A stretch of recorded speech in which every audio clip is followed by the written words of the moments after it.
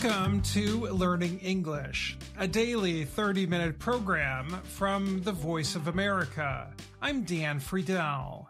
And I'm Katie Weaver. This program is aimed at English learners. So we speak slowly, and we use words and phrases especially written for people learning English. Today on the program, Katie and I will be joined by Gregory Stockel, Gina Bennett, Brian Lynn, and Anna Mateo. First, a report on endangered sea turtles in Thailand. Then, a story about artificial intelligence and the U.S. Air Force. Gregory and Gina follow with this week's higher education report. Finally, we close the program with Anna and words and their stories. Now, here's Brian. Scientists in Thailand have released a group of endangered sea turtles in an effort to save the wild population. A total of 11 baby leatherback sea turtles were recently released into the Indian Ocean from Thailand's vacation island of Phuket. The researchers are hoping the one-year-old turtles will get strong in the wild and return in 20 years to reproduce. The release follows an intense conservation effort in recent years that centered on improving long-time survival rates for the sea creatures. In 2018, scientists discovered that leatherback sea turtles had returned to lay eggs in southern Thailand.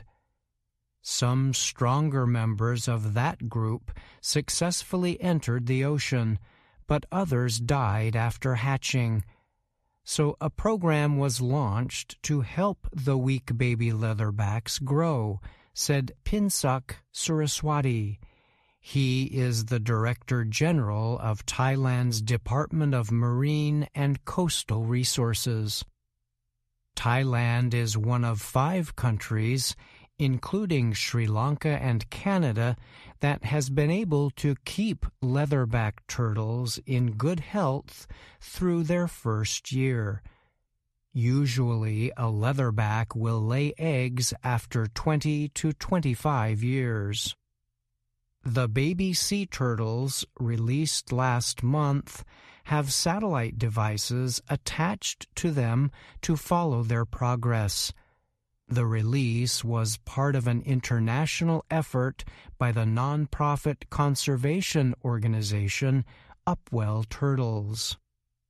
Pinsak told Reuters news agency that it is necessary for researchers to study the animal's travel path in order to understand where they are going.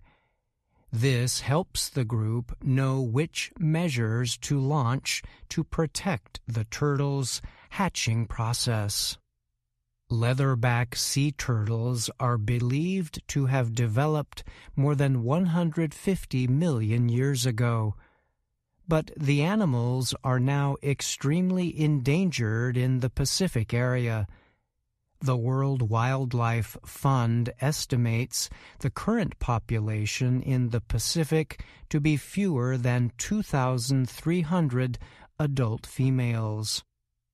While in the ocean, the turtles face dangers from fishing equipment, eating plastic waste, and coming in contact with poisonous substances.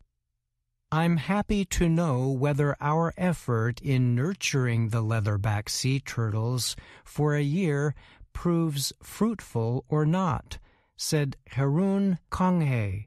He is with Thailand's Phuket Marine Biological Center. If they survive, it answers everything about the conservation and population restoration of the leatherback sea turtles in the best way possible, Harun added. I'm Brian Lynn.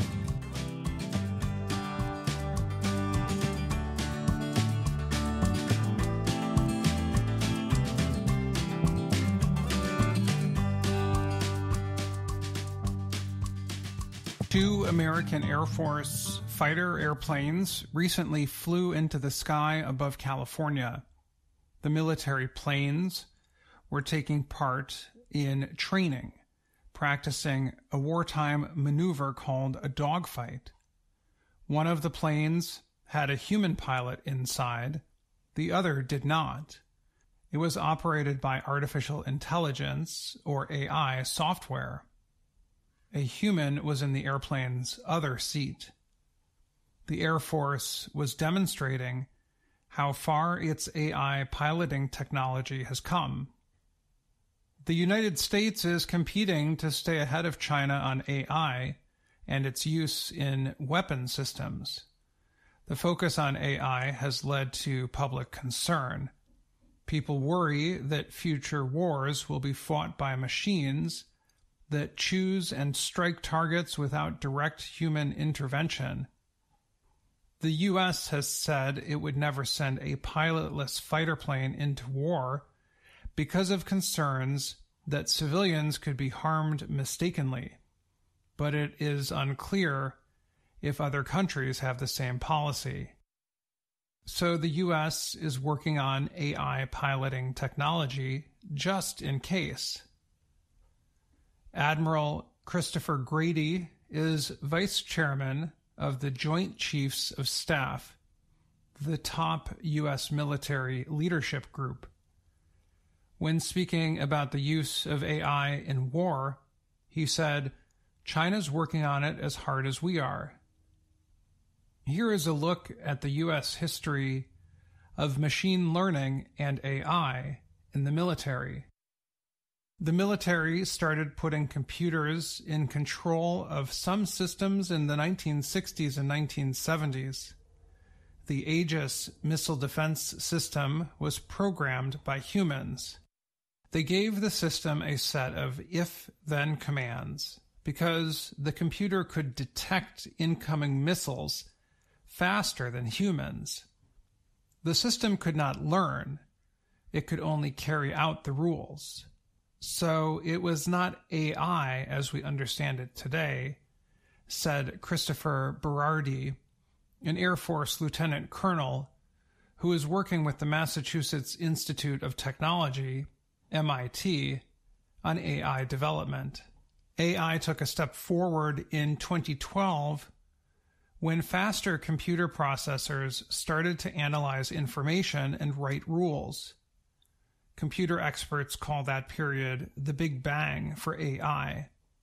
The new data created by a computer is considered artificial intelligence. Air Force Secretary Frank Kendall was the human on board the F-16 fighter jet called Vista. The Vista jet is the most visible AI project, but the U.S. Department of Defense has hundreds in place. One project going on at MIT includes recordings of Air Force pilots speaking with people in air operations centers on the ground. Service members are training the AI systems to detect the most important conversations and separate them from mundane chatter. The Air Force is also working on an AI-powered navigation system that does not depend on satellites. The concern is that satellites could be targeted in war. So instead of using satellite navigation, the Air Force is working on a navigation system that uses the magnetic fields of the Earth. Colonel Gary Floyd is head of the Air Force MIT Artificial Intelligence Accelerator Program. He said, magnetometers are so sensitive, they would pick up the signal from flashing lights on a C-17 airplane. Floyd called the work so far very, very impressive. We think we may have added an arrow to the quiver in the things we can do should we end up operating in a GPS-denied environment, which we will, Floyd said. There are some limits to what AI can do, so there is always a human safety pilot on board. For example, AI cannot learn in mid-flight. It can only learn from the data it collects each time the plane is in the air. When the plane is back on the ground, the new information is loaded into a simulator, and the AI system learns and creates more flight rules. But unlike in the past, AI now learns fast. Today's computers have more power than ever before, and sometimes the AI system learns new ways to fly the planes. Sometimes it can beat human pilots in tests. But there are still guardrails. AI may learn a new way to fly a plane, but a human observer will prevent the computer from transferring the details on how to do an unsafe maneuver in the air. The Air Force said it hopes the system it is working on today can be used to create a fleet of 1,000 unpiloted airplanes.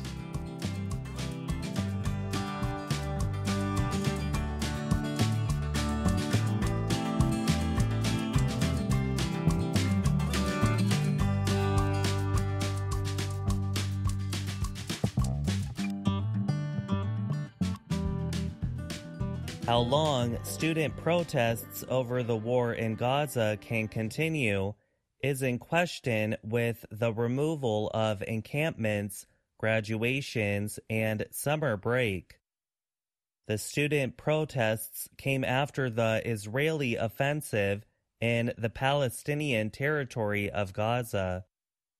The offensive was to answer the Hamas attack on October 7th that killed some 1,200 people in southern Israel. The resulting war in Gaza has killed more than 35,000 people, including civilians and fighters. Those numbers come from Gaza's health ministry and are not independently confirmed. The protesters say they will continue until college officials meet their demands. They include a permanent ceasefire in Gaza and ending university investment in companies profiting from the war. They also include the removal of punishments for students and school employees for protesting. Experts who study protest movements say it is difficult to continue the protests' energy if most of the students are gone. But they also point out that student demonstrations are just one way to protest in the wider pro-Palestinian movement that has existed for many years. They say this summer will provide more chances for the energy that started at universities to move to the streets. Dana Fisher is a professor at American University in Washington, D.C. She has written several books on social movements and has seen some of her students among protesters at the university. She noted the campus protests spread across the country as a response to police activity at Columbia University on April 18th. More than 100 people were arrested then. Since those first arrests, the Associated Press estimated that nearly 2,900 people have been arrested at 57 colleges and universities around the U.S. Fisher told Reuters news agency that she does not see enough organizational structure for the young people to continue protesting when they are not at school. She said the movement will have to evolve or it can't continue.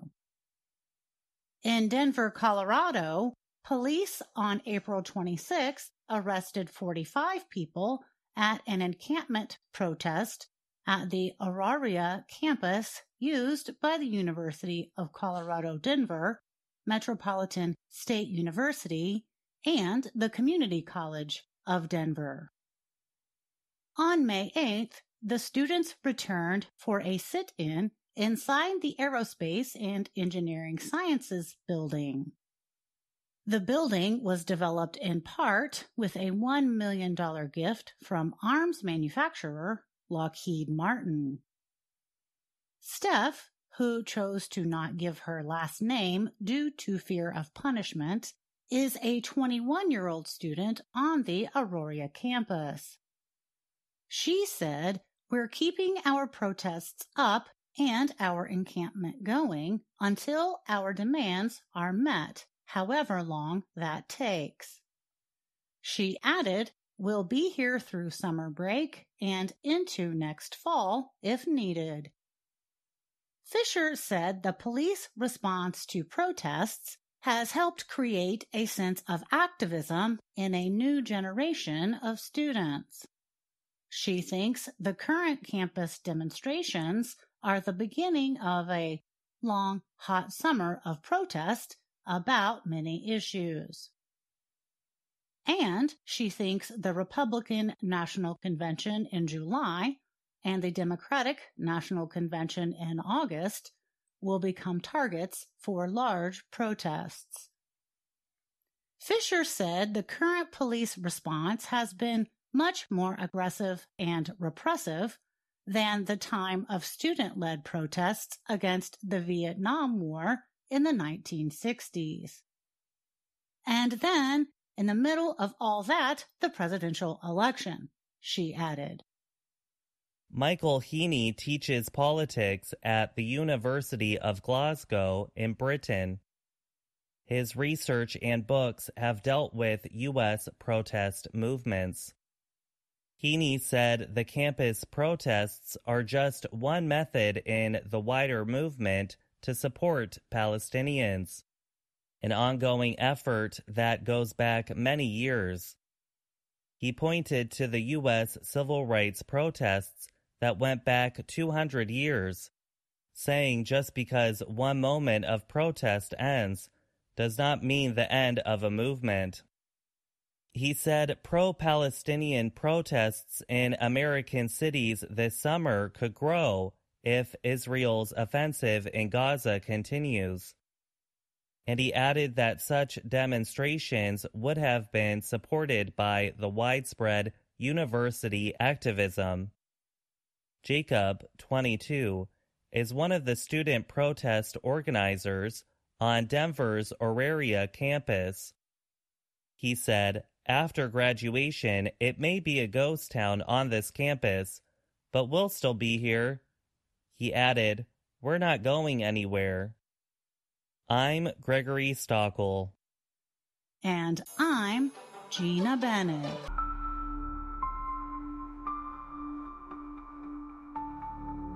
And now, words and their stories from VOA Learning English.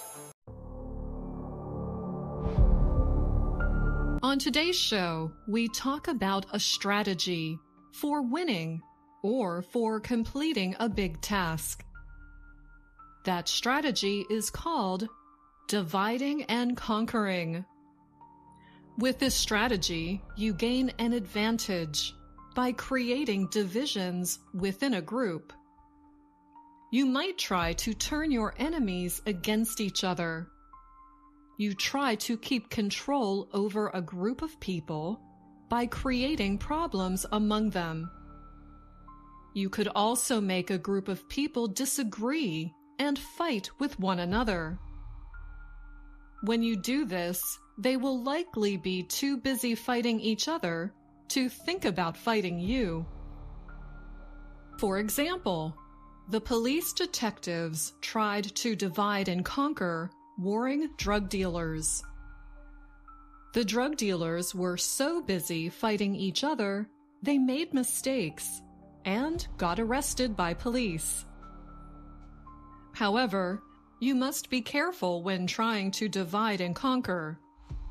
The people you are trying to divide may band together. This means they form an alliance. They overcome their differences, work together, and turn against you. Now, this expression is not just used when talking about defeating people. We can also divide and conquer when trying to complete a difficult task. If you want to complete a complex task, it is helpful to have several people working on it at the same time. You would divide the tasks and delegate them to others. That way, you can conquer or complete the task. Here's an example. Let's say you are working on a big project with some coworkers. The project is complex and has many moving parts. So instead of everyone working on the same things at once, you decide to divide and conquer. You assign each person a different task. In the end, the project gets done smoothly and on time. Now, let's hear some friends use this expression this way. They are preparing for a surprise birthday party and have lots to do. Okay, change of plans. Samantha just texted. She canceled her work meeting and will be here in 2 hours, not 4. 2 hours? That's not enough time. We'll never be ready for her surprise party. You need to stall her, but don't make her suspicious. If I try to keep her away, she'll know something's up. She knows us too well. You're right. What are we going to do? First, calm down. What still needs to be done? The food needs to be cooked. The cake and drinks need to be picked up. The living room needs to be decorated. And the gift needs to be wrapped. We'll never finish in time. We will. We just need to divide and conquer. You keep cooking.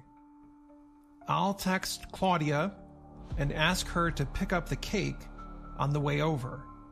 Then I'll text Gwen. She can pick up the drinks. When Steve gets here, he can wrap the gift and decorate. He's good at those things. Okay, sounds like a plan. Wait a minute. What will you be doing? I'm busy. Dividing and conquering doesn't happen by itself. And that's the end of this Words and Their Stories. If you have a big goal, maybe it's time you divide and conquer it. Break it down into small tasks and get them done. Until next time, I'm Anna Mateo.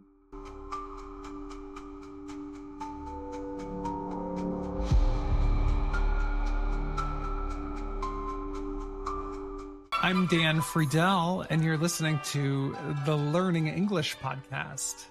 Anna is here now to talk with us about this week's phrase, divide and conquer. Welcome, Anna. Hello, Dan. How are you? I'm doing well. Anna, how did you think of this week's phrase? I think our listeners remember that last week we talked about your notebooks with all your ideas, some good, some not so good. That was the wheat from the chaff. So did this week's story come out of one of those notebooks?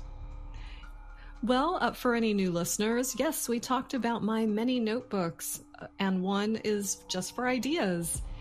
And my idea this week did not come from my idea notebook.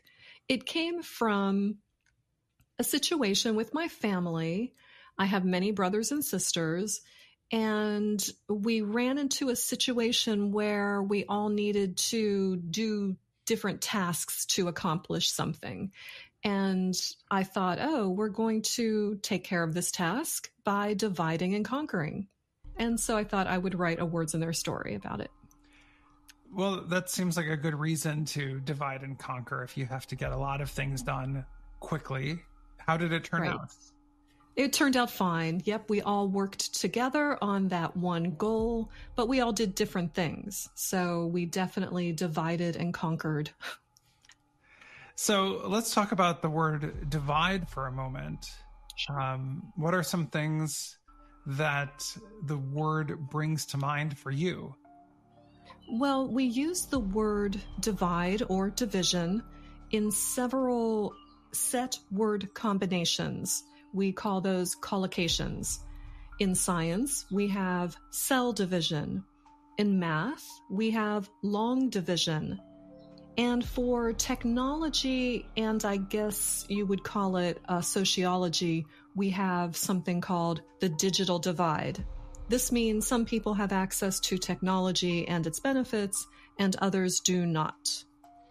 Yeah, those are all good examples, Anna. And I had another one that I thought of, which is the Great Divide or the Continental Divide.